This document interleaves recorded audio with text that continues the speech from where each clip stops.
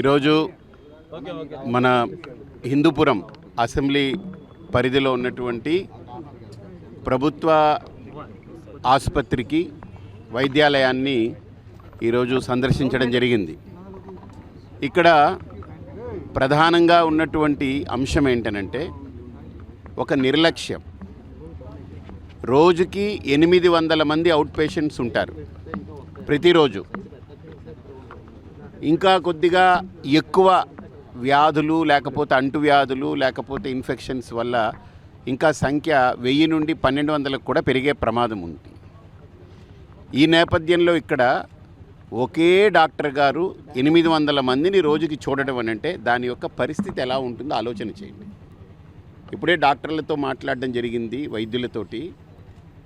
ఇక్కడ ఒక డాక్టర్ గారు సగటున ఒక పేషెంట్ని సక్రమంగా చూసి వాళ్ళకి రాయాల్సినవి పరీక్షలు కానీ మందులు కానీ లేదా అడ్మిట్ అవ్వాలన్నా ఇవన్నీ చూసి రాయాల్సి వస్తే 10 నిమిషాలు ఖచ్చితంగా ఒక పేషెంట్ మీద మనం దృష్టి పెట్టాలి.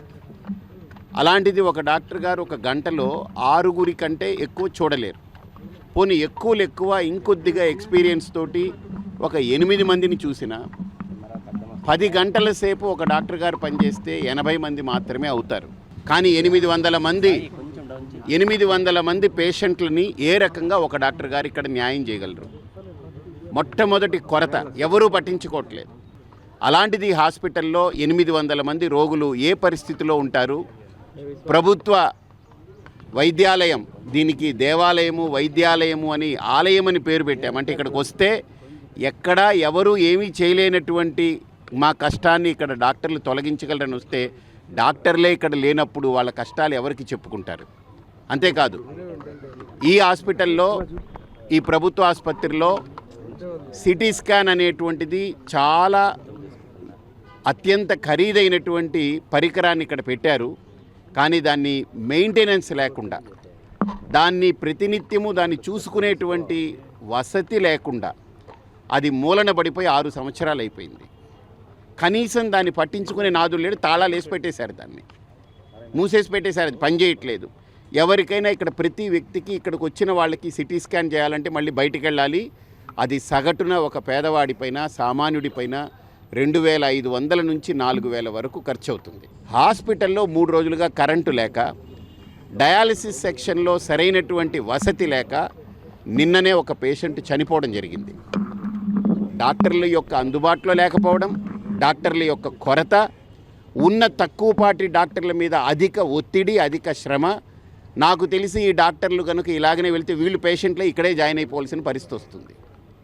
కాబట్టి ఇటువంటి ఇబ్బందికరమైన పరిస్థితుల్లో ఈరోజు నాయకులు కానీ, ప్రభుత్వం కానీ, అధికారులు కానీ ఇక్కడికి వచ్చి దీన్ని సక్రమంగా దీన్ని బాగు చేయాల్సిన పరిస్థితి.